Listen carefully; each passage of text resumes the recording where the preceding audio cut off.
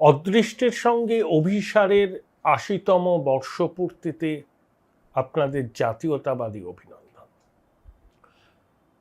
২০২৬ সালের ১৫ই অগাস্টের তাৎপর্যটাই আলাদা। আমাদের এই পশ্চিমবঙ্গে প্রথমবার একটি রাষ্ট্রবাদী হিন্দু জাতীয়তাবাদী সরকার প্রতিষ্ঠিত হয়েছে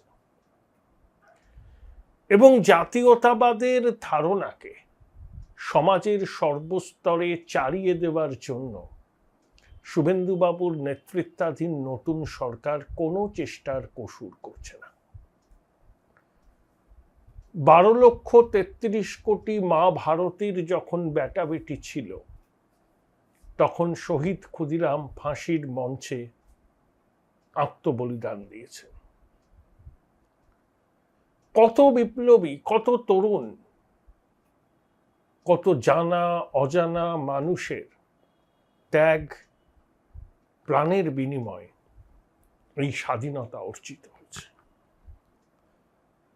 যারা এ আজাদি ঝুটা হে বলে দীর্ঘদিন স্লোগান দিয়েছিলেন, এখনো আজাদির দাবিতে পথে নামেন,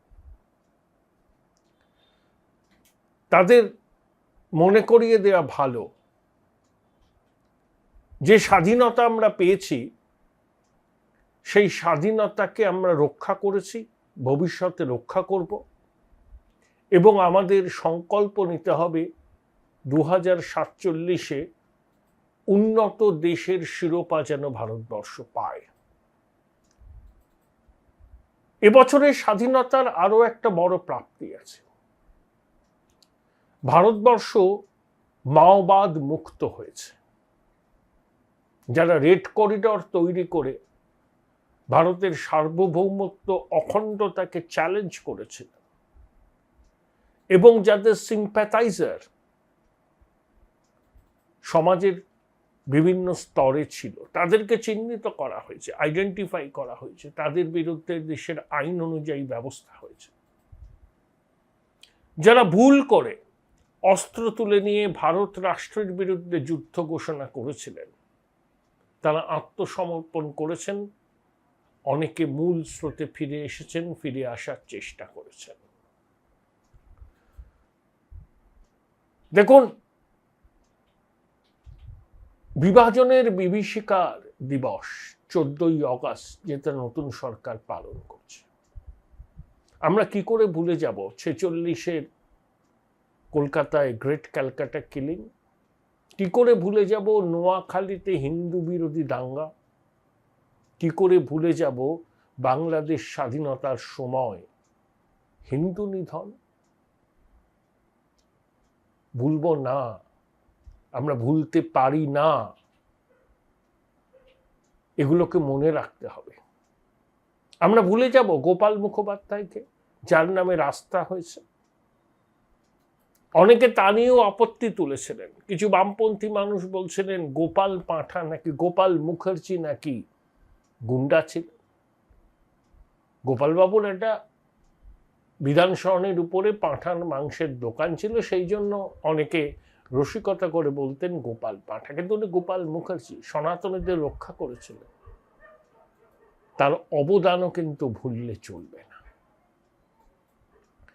দেখুন, অটলজি খুব সুন্দরভাবে ভারত রাষ্ট্রের ধারণাটাকে ব্যাখ্যা করেছেন। ये भारत का ही भूमि का टुकड़ा नहीं है, एक जीता जागता राष्ट्र पुरुष है।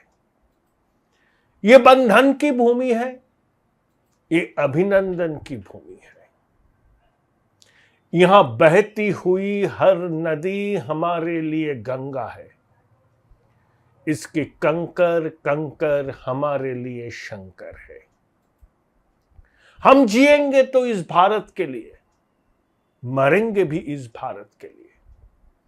मरने के बाद गंगा जल में बहती हुई हमारी अस्थियों को कोई कान लगा के सुनेगा तो एक ही आवाज आएगी, भारत माता की जय। অনেকেই ব্যাখ্যা করেছেন আইডিয়া অফ ইন্ডিয়া। আমি তাদের ব্যাখ্যাকে ছোট করি না। সুনীল খিলনানি থেকে শুরু করে রামচন্দ্র গুহ। কিন্তু অটলজি যে অসাধারণ এই পংক্তিগুলো, আমার মনে হয় ভারত রাষ্ট্রের ধারণাটা একেবারে সবার সামনে খুব সুন্দরভাবে ফুটিয়ে তুলেছে। আমার যাত্রাপথের আনন্দ গানে যদি শরিক হতে চান, থ্যাঙ্কস বাটনে ক্লিক করবেন, মনে করলে চ্যানেল সাবস্ক্রাইব করবেন। আজকে আমি এই প্রতিবেদনের শিরোনাম দিয়েছি, সরকারের কি ঠিকানা বদল হচ্ছে, কেন হচ্ছে? সে বিষয়ে যাব, কিন্তু দু একটা কথা তার আগে বলে নেওয়া ভালো। দেখুন, সেই কবে সত্যেন্দ্রনাথ মজুমদার লিখেছিলেন, ইহারা সাম্রাজ্যবাদের জারদ সন্তান, মাতৃজঠরের লজ্জা, লজ্জাও ইহাকে দেখিয়া লজ্জায় সরিয়া দাঁড়ায়, দেশবাসী ইহাদের চিনিয়া রাখো। আমি সাম্রাজ্যবাদের জারদ সন্তানটা বাদ দিলাম, আমি বলছি নান্টু মাতৃজঠরের লজ্জা, লজ্জাও ইহাদের দেখিয়া লজ্জায় সরিয়া দাঁড়ায়, বঙ্গবাসী ইহাদের চিনিয়া রাখুন। মুখ্য সচেতক ছিলেন না নান্টু? আজকে নান্টুকে যখন আদালতে তোলা হচ্ছে 14ই অগস্ট, ডিম কাদা সবই তার উপর বর্ষিত হচ্ছে। জনরোষ কাকে বলে তার প্রমাণ। ওই পরিবার বিগত 15 বছর খড়দা পানিহাটি অঞ্চলে কি করেছে সাধারণ মানুষ জানে। বন্ধ কারখানার জমি দখল করে প্রমোটারদের হাতে তুলে দিয়েছেন, বিরোধী কণ্ঠস্বরকে গুন্ডামি করে দাবিয়েছেন। আবার শুনলাম কেউ লটারি টিকিট জিতেছিলেন, সেই টিকিট হড়প করে টাকা হাতিয়ে নিয়েছেন। আর তিলোত্তমার সৎকার এবং আর্চিকর থেকে তিলোত্তমার মৃতদেহ বাড়িতে আনা, সব নিয়মকে বৃদ্ধাঙ্গুষ্ঠ দেখিয়ে যেভাবে সৎকার করেছে নান্টু এবং তার সাঙ্গপাঙ্গরা, যখন অপারেশন তিলোত্তমা মমতা ব্যানার্জির নির্দেশে নান্টু সম্পন্ন করেছিল, তখন বলেছিল ওয়েল ডান বয়েজ। নান্টু তো একটা খাস বৃত্ত, গৃহবৃত্ত। ওর মালকিনকে ধরতে হবে, ডাকতে হবে, মুখোমুখি বসিয়ে জেরা করতে হবে। নান্টু মালকিন সন্দীপ ঘোষ, বিনীত গোয়েল, দেখবেন জবনিকা পাত হবে। নান্টু তো কালীঘাটের খাস বৃত্ত, একেবারে চটি চাটা। তোলামূলে সবাই চটি চাটা, নান্টুও চটি চাটা। নান্টু হুকুম তালিম করেছে। যিনি হুকুমটা দিয়েছিলেন তাকে কেন জেরার আওতায় আনা হচ্ছে না? বঙ্গবাসী এই প্রশ্নটাই বারবার করছে, সিবিআই কেন করেনি? তাকে জিজ্ঞাসাবাদ। আশা করব এখন নতুন করে যে তদন্ত সিবিআইও করছে এবং মুখ্যমন্ত্রীর নির্দেশে শ্মশান কেলেঙ্কারিতে রাজ্য পুলিশ যেটা করছে, ওই নির্মম মহিলাকে জেরা করা হোক, তার ফোনটা বাজেয়াপ্ত করা হোক। দেখবেন সব রহস্যের জবনিকাপাত হবে। যদি সেটা না করা হয় তাহলে কিন্তু নতুন সরকারের সদিচ্ছা নিয়েও জনমানসে প্রশ্ন উঠবে। তিলোত্তমাকে নিয়ে রাজনীতির রুটি শেখা যেন বন্ধ হয়। ও আমাদের ঘরের মেয়ে, কি ফুল ঝরিল বিপুল অন্ধকারে। আশা করব নতুন সরকার জনগণের এই দাবিকে বিবেচনা করে আইন অনুযায়ী পদক্ষেপ নেবে। বিধানসভার বিরোধী দলনেতা একটি মারাত্মক অভিযোগ করেছেন ঋতব্রত। রীতিমতো তথ্য দিয়ে তোলামূল, মানে কালীঘাট তোলামূল, এখন আগে তোলামূল একটাই ছিল, তাদের নাকি 250 জন কর্মচারী আছে, মাস মাইনের কর্মচারী। সেই কর্মচারীদের বেতন দিতে প্রতি মাসে 51,23,000 টাকা খরচ হয়। আচ্ছা, 250 জন কর্মচারী তোলামূলে, কর্মচারী কোথায়? তো ক্যাডার বেস দল নয়। সিপিএম যেমন ক্যাডারদের বেতন দেয় বা ভাতা দেয়, আমি তো শুনিনি কোনোদিন তোলামূল তাদের সমর্থকদের, মানে তাদের কর্মীদের বেতন দেয়। সবটাই নাকি স্বেচ্ছাশ্রম, 75-25 ভাগ। আর তোলামূলের নাকি 17টা অফিস আছে, সেই অফিস মেনটেন করতে নাকি 1 কোটি টাকা প্রতি মাসে খরচ হয়। 17টা অফিস। তোলামূলের সমর্থকদের বলি, আপনারা একটু খুঁজে বার করে আমায় জানাবেন তো প্লিজ কমেন্ট বক্সে, তোলামূলের 17টা অফিস কোথায় আছে? কেরলে আছে, ইউপিতে আছে, কোথায় আছে? রাজ্যে 17টা অফিস, তার জন্য 1 কোটি টাকা খরচ হয়? নাকি ঋতব্রত বলেছেন কেম্যান আইল্যান্ডে আছে, ভানুয়াতুতে আছে। তদন্ত হোক। আর সব থেকে চাঞ্চল্যকর ব্যাপার কি জানেন?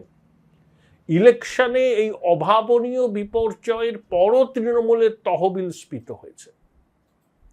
ঋতব্রত তথ্য দিয়ে দাবি করেছেন 4 মে ফল বেরোবার পর 3 সপ্তাহের মধ্যে একটি ব্যাংক অ্যাকাউন্টে 360 কোটি টাকা জমা পড়েছে, তোলামূলের একটি নির্দিষ্ট ব্যাংক অ্যাকাউন্টে। নির্বাচনে বিপর্যয়ের পর ভাবুন, তার 3 সপ্তাহের মধ্যে একটি নির্দিষ্ট ব্যাংক অ্যাকাউন্টে 360 কোটি টাকা জমা পড়েছে। এ টাকার উৎস কি? কোত্থেকে এলো? হঠাৎ করে এক লপ্তে 360 কোটি টাকা একটি নির্দিষ্ট ব্যাংক অ্যাকাউন্টে? তদন্তকারীরা তদন্ত করুন, ইডি তদন্ত করুন। ডাকাত রানী আর ফেরেববাজ ভাইপো, এ কিসের টাকা?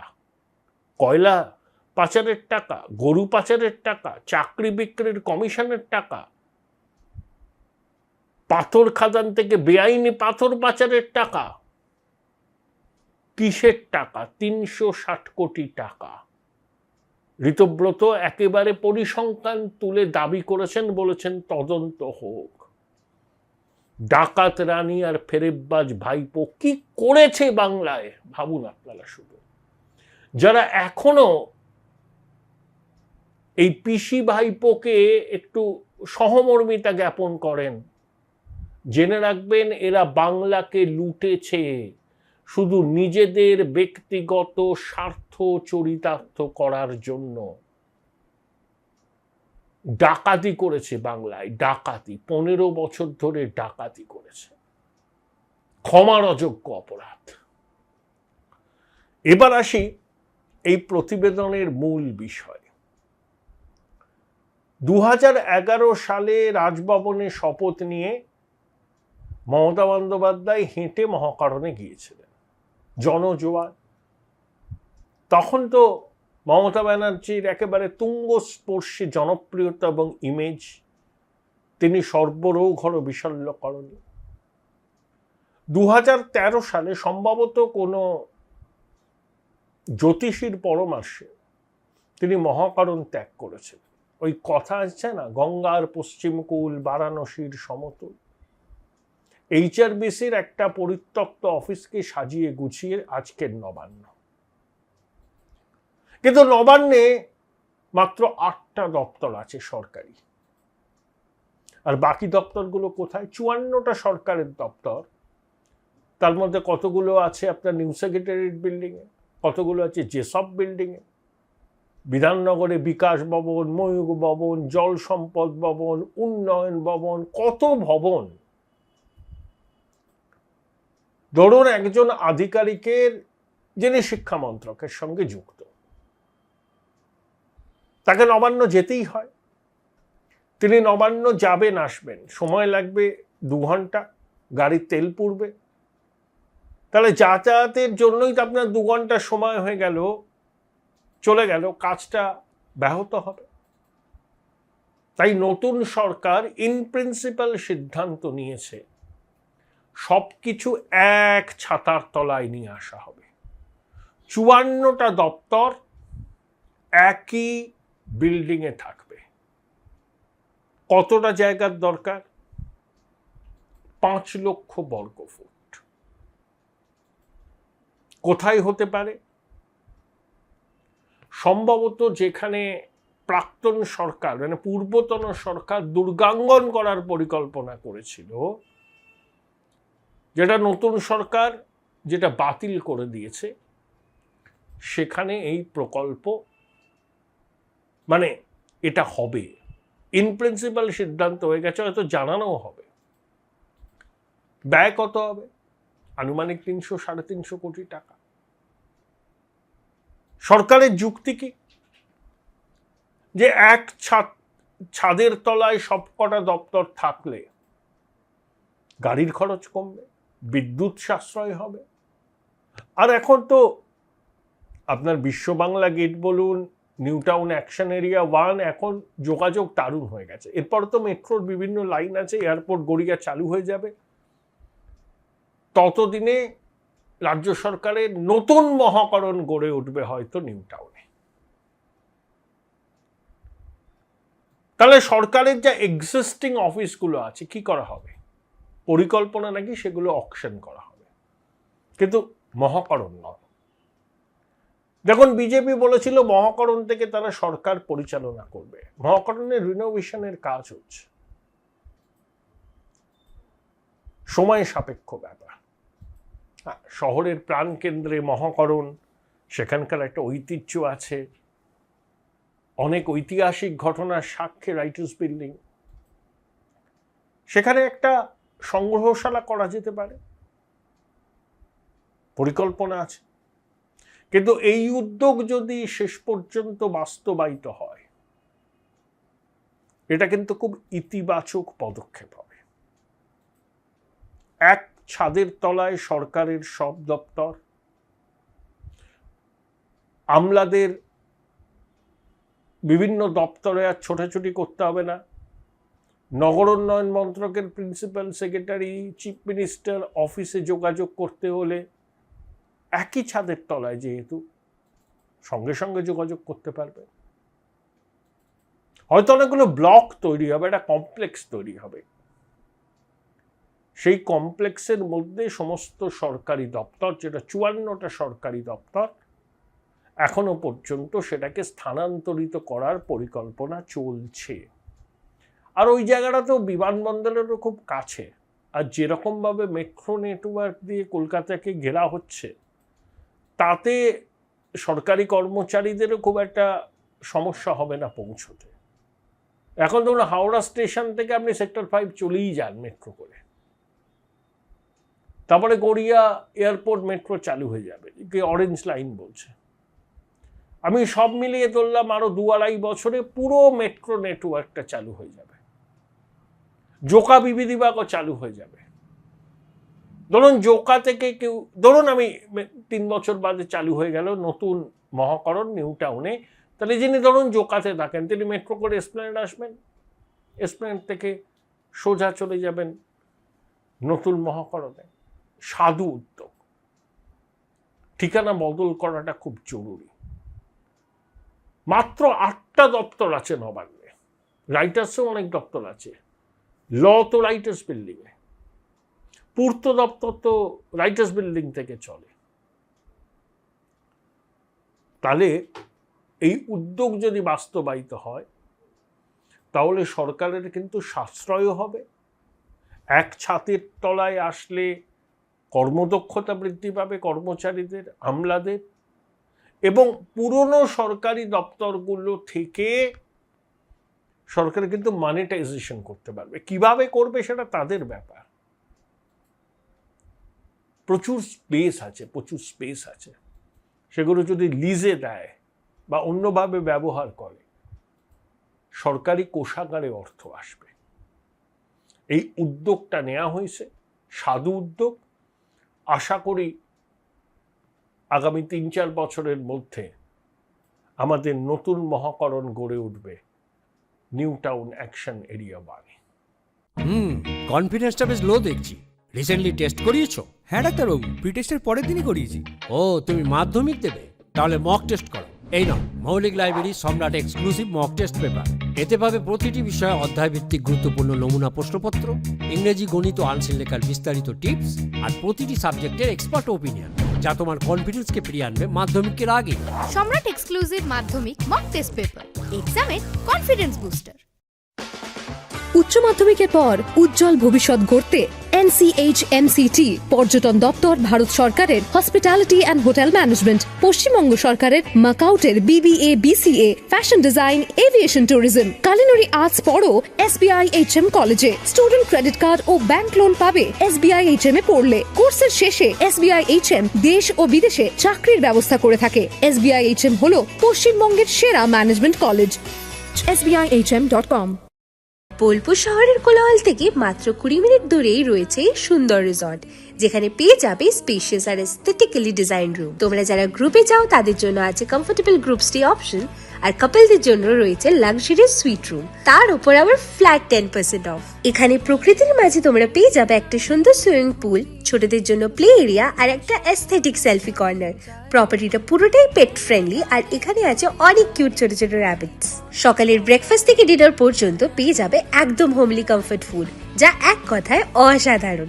বেঙ্গলি কুইজাইনের সাথে সাথে পেয়ে যাবে চাইনিজ আর নর্থ ইন্ডিয়ান অপশন। বিকেলে বনফায়ারের আলো, বন্ধুদের সাথে আড্ডা আর খোলা আকাশের নিচে গ্রাম বাংলার হাওয়া, পুরোটাই এক অপরূপ অনুভব। তাহলে বলো তোমরা কবে প্ল্যান করছো এই পিসফুল এসকেপটা? And don't forget to follow Miss Cupcake for more such travel updates.